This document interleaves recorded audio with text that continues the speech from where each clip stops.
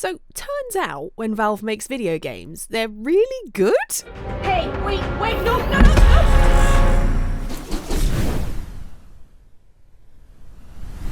Half-Life Alyx came to VR systems in 2020, much to the joy of all, and by all we mean the 10 people who actually own a VR headset. It's a stunning game and an excellent addition to the Half-Life series, but sadly loads of people keen to play it can't fork out the thousands of pounds that strapping a box to your face for games requires, or simply can't get their hands on one of those face boxes at all. And as much as I'd like to run around to all my friends' houses, force a VR headset on their face and make them play it, I understandably can't, for many obvious reasons, not least of all basic social norms. So with the first anniversary of its release date nearly upon us, I want to share with you some things that really make Half-Life Alyx the best VR game I've played, and my favourite game I've played in the last 12 months. Heck, possibly ever. Oh, and I'll do my best to avoid big story spoilers because I don't want to ruin it for the many folks who haven't got to play it yet, that is to say, basically everyone. But obviously I'll be showing you bits of gameplay from throughout the adventure, so anyone still hoping to play it fresh, you've been warned.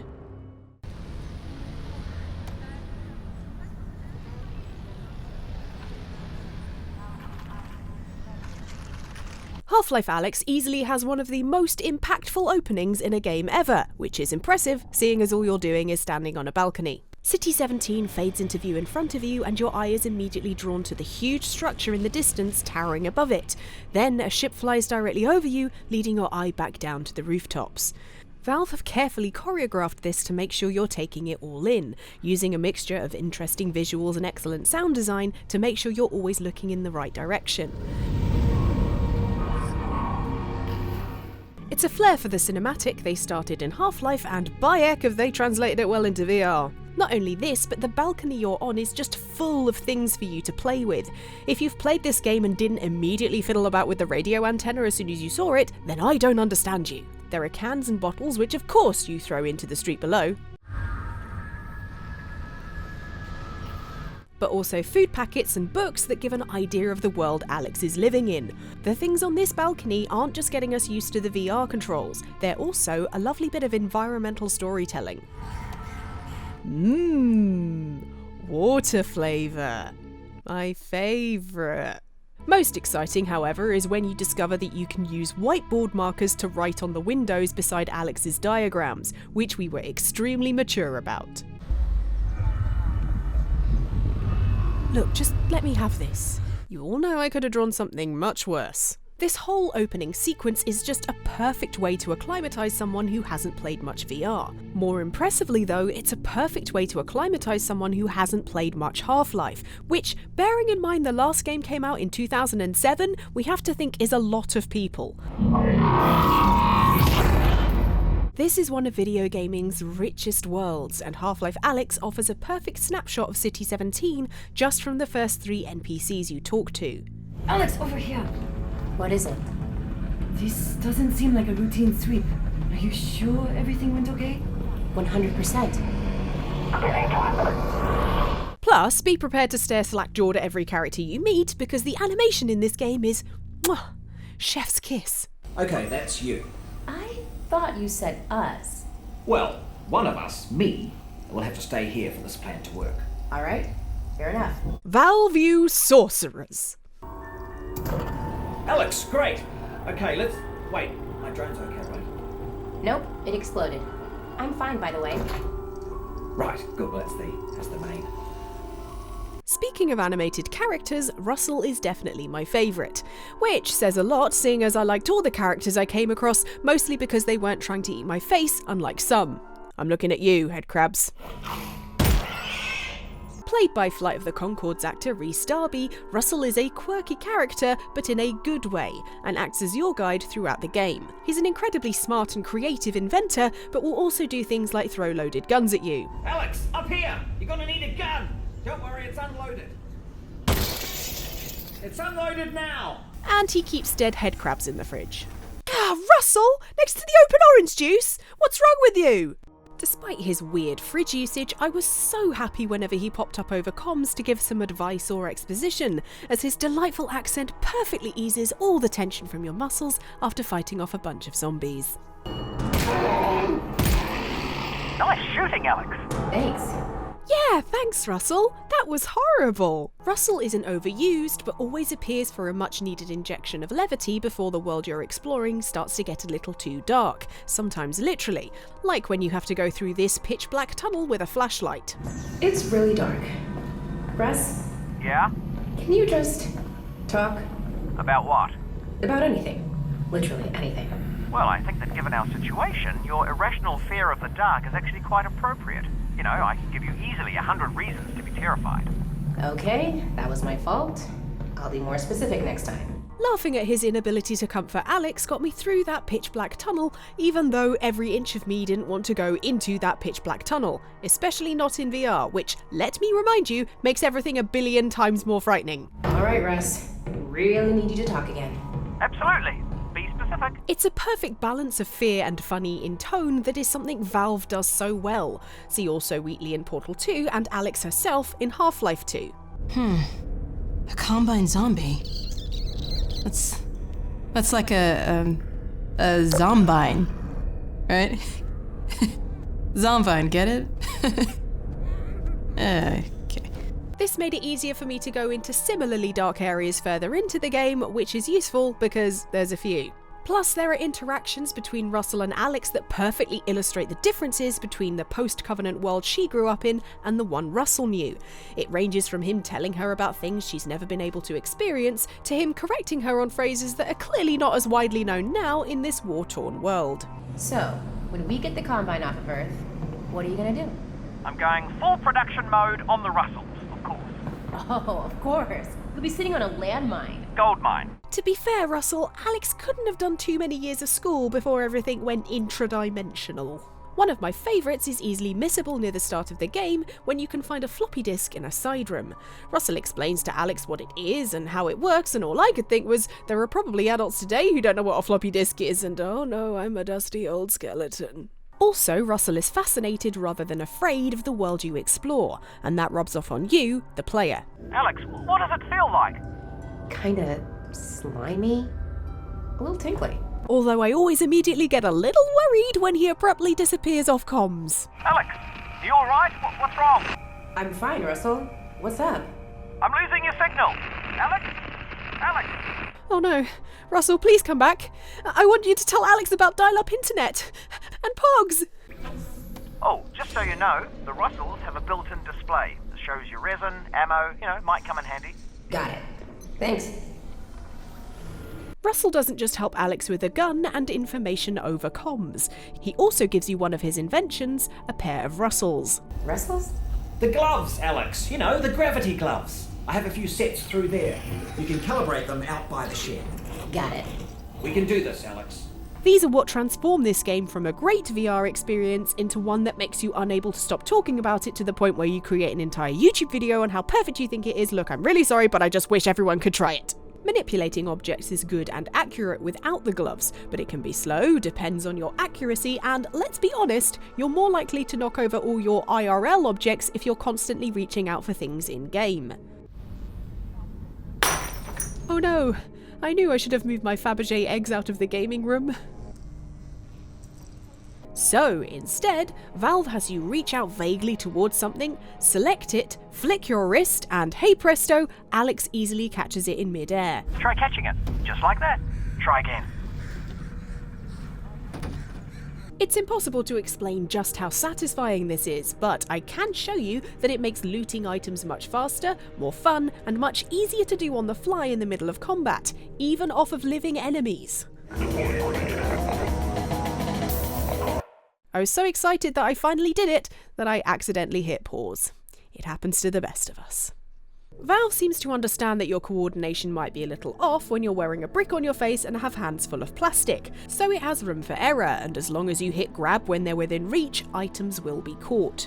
As a right-handed player, I was still able to easily catch everything with my left hand, although the same couldn't be said for my left-handed throwing skills, which definitely need some work.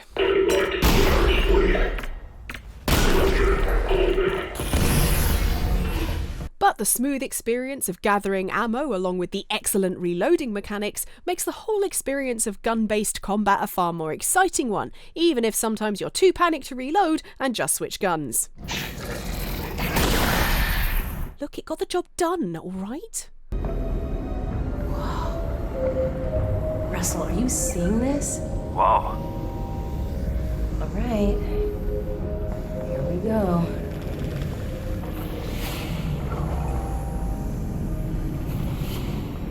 Half-Life Alyx is a game that gradually ramps up, and with that, every new area has something for you to be excited and or terrified about. Oh, that zombie has a shotgun. But most importantly, each level feels slightly different and is therefore more memorable. Each environment feels unique, with levels built around the introduction of a new mechanic and or enemy type, so you don't feel like you're just playing the same game straight for 15 hours. Or 20 hours if, like me, it took you an extra 5 hours just to work up the courage to walk down this hall. Oh god, oh god, oh god, deep breaths. But even though I was terrified, I still went down that hall. Why? Because I wanted to keep going. I wanted to see more of the quarantine zone, and I wanted to know what would happen next in the story. And that's coming from someone who reacted like this to Resident Evil 7 in VR. So have a look around. No. These candles are really nice. These candles are great. They're great. They really won't. immersive. Oh god. Oh Jesus, no. I don't know whether I can do this. I've got my eyes shut.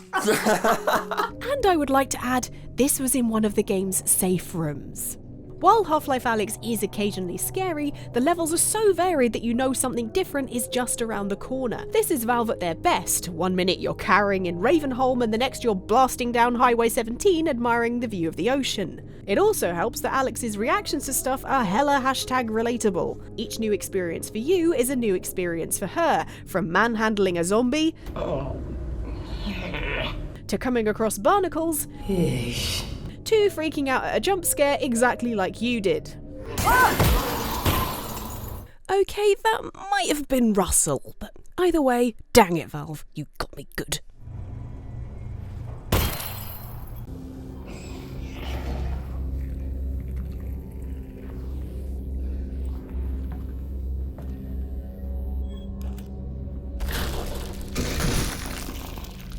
Half-Life Alyx is very flexible in how you get around the QZ in VR. You can choose whether to teleport around the place or walk, the latter of which in most VR games often translates to eventual vomiting as your poor brain tries to make sense of walking while standing still. In my first playthrough, I teleported, or as the game calls it, blink. When I played through it a second time, I tried out continuous movement and was very happy to discover it didn't make me sick, with some tweaking on the turn speed. Plus, you can still warp to places further away when you need to jump across gaps, or just make a faster getaway. AKA, cheese it! This is pretty standard movement for a VR game, albeit maybe the best implementation I've ever seen. But what's so much more impressive is when Valve really starts to mess with what's possible in VR, and then even smarter, takes that away from you. A great example is doors. Because this is VR and you can use both hands independently, the sensible thing to do is open your door with one hand and have your gun ready in the other, like you're some kind of trained combat specialist, except you're actually just a nerd in a headset quietly mumbling, "Please no zombies, please no zombies, please no zombies." But Valve clearly knows you're doing this, because every once in a while, Half-Life Alyx will present you with a door that requires not one, but two hands to open. And oh boy, did it take me about 20 minutes to work up the courage to open the first one I came across. Behind each one is an excellent reveal. Valve has your total attention and uses it to create some brilliant tableaus. However, a warning to my fellow wimps, it does sometimes use this as a way to scare the pants off you when it knows you don't have your gun drawn. But the last laugh is mine, Valve, because thanks to your incredible VR environment, I can actually look underneath this one before opening it. Haha, you thought you'd get me, but I'm not too proud to put my entire head on the floor to avoid a head crab jumping on it. Alyx, I think that's a combine fabricator. Put something in it. I want to see how this thing works. Got it. Will it work on the Russells? No, but it should fix up that pistol nicely. Good thing, too, I gave you one of my lesser guns. Although the game can be very tense at times, as said before, the gameplay is broken up nicely. For every butt-clenching encounter with a zombie, there's a point at which you can take a breather. Breather? Get it? Because it's a respirator mask? Never mind. One example is the collection of puzzles that are built around VR. In classic Half-Life tradition, they're pretty straightforward, but the novelty never really wore off for me, especially since you come across a variety throughout the game and you get the most satisfying noises whenever you complete them. Speaking of sound design, while you'll always know where enemies are coming from in an encounter, there's still plenty to listen to even in these quiet moments. Lots of ambient noises surround you, often making you turn on the spot as you wonder, what the hell was that noise? They really make the world feel alive, whether it's hearing Covenant forces far away, reminding you that you're not alone in the quarantine zone, or living slime covering the walls, pulsating and squelching away, just to remind you that yes, this world is gorgeously gross. Even stopping to top off your health is a disgusting yet hypnotizing experience. At the start of the game, I got freaked out knowing that I could only pick up these grubs by the mouth end of their clear casings. Ew, ew, ew, ew, ew, ew. But by the end of the game, I was happily snatching them up, plugging them into health stations, and watching each one of them get crushed with morbid fascination, even when I didn't need the health boost. So mesmerizing. Wait, what does this say about me? And not only are you rewarded with cool visuals to gawp at in VR, but also resources such as ammo, health syringes and resin, which is vital if you want to upgrade your weapons, which trust me, you do. Partly because of the cool ways in which your guns change as you upgrade them at Combine fabricators, and partly just because of this. Yeah! It's so smart that the game encourages you to prod around like this and not just sprint through the non-action portions, because it's in these quiet moments that you start to really appreciate the effort and detail that Valve put into building this world. This world that we're currently messing up like the world's noisiest houseguest. Ooh, shiny!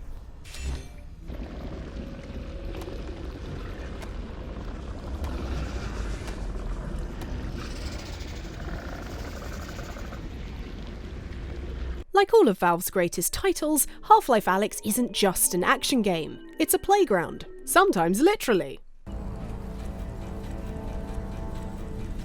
And if you thought stacking objects with the gravity gun or falling through infinite portals was fun, just wait until you get a load of that kind of thing in VR. See, resin and ammo are not the only things that you can pick up in City 17 and the QZ. As illustrated in the opening of the game, there's a whole bunch of stuff for you to play with in Valve's excellent physics engine, helping you to open doors, reach high places, and smash bottles. Honestly, this will come in very, very useful. You can also use some of these items on yourself, literally. You first learn this when Russell's drone gives you your headset. Alyx, you there? You've got to get moving. So when you stumble across your first hard hat, you, like me, may try it on and... fits like a glove. Well, a hat. Plus, these hats are not just trendy fashion accessories to go with Alyx's gadgets. They have a purpose, which is shown whenever you decide to casually walk under a barnacle. Yes, this headgear can protect you from being grabbed by their disgusting tongues, and being dragged not only into their gaping jaws, but also into a massive panic.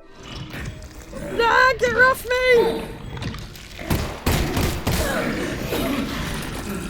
Oh, they're gross. However, hard hats aren't the only available headgear. No, indeed, City 17 has an abundance of buckets, which I decided to play about with like an adult, only to discover that... you can put them on your head! Game of the fucking year! Well, last year. Not only that, but while they do somewhat obscure your vision, they act as another powerful barrier between you and Barnacle Bill here. Nice try, mate. Hope you like the taste of steel. Oh, you do. And in one bite. Yikes. The curious among you might wonder if a face-covering bucket could also protect you from face-grabbing head crabs, but I was sadly too scared to test that theory. Fortunately, fellow YouTuber and bucket-on-head enthusiast UpIsNotJump kindly gave us permission to show his tireless investigations, so here is what happens when you try that. Man, this game is really... Wait, is that a bucket? Surely not. Yes, I'm finally safe from the head crabs. What are you gonna do now? It's under the bucket. We did it, boys. Thank you, sir, not only for sharing your research with us, but for being yet another example of someone who loved this game so much that they had to make a whole video about it. See, it's not just me. But one theory I wasn't too scared to test came when I walked into this room, spotted a bunch of traffic cones, and...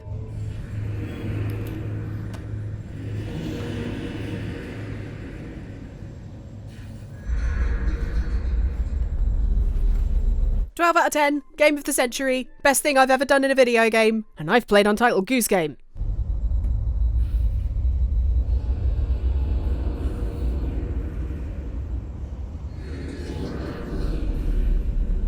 So those are just some ways in which Half-Life Alyx is the best Valve game you'll likely never play. Are you hoping to get your hands on it one day? Are you, like us, hoping that it comes to PSVR too? That'd be cool. Also, if you've been lucky enough to play it, are you like me and unable to shut up about it? Post your spoiler-free impressions below. Hit like if you enjoyed the video, subscribe for more stuff like this in future, and cheers for watching. Bye! Hang on, what's that noise? Is that... Oh god! How did that get in here? I didn't even know they were real!